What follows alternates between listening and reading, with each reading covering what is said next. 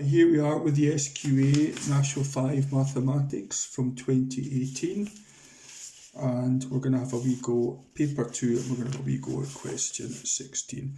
Okay, so Chris wants to store his umbrella in a locker, and you're given the dimensions of the locker there, 40 by 40 up there, and crucially 40 by 40 down here. And the question, of course, the height of it is 70 centimetres. And the question is, will an 85 centimetre umbrella fit corner to corner? Okay, so the very first thing we do is we have to identify the triangle we're talking about, and I've drawn it in there to there. Now that's actually a right angle triangle, doesn't look like it, but from there to there and across the bottom, that's a vertical line, that is a flat line on the base of the cuboid, so that's 90 degrees. So the first thing we need to do is we know that that's 70, that's the same as that. We need to get this here, okay? Now we're going to use this base of the locker here with it being a square, so it's 40 by 40, so we're going to use Pythagoras there.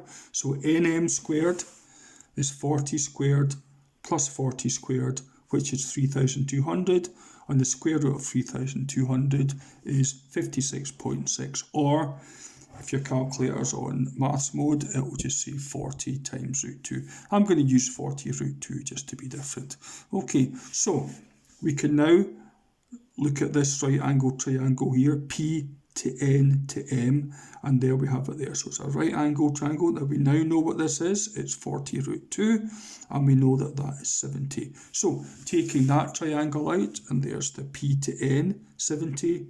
There's your 40 root 2, and this is the one where you square them and add them, same as before, right enough.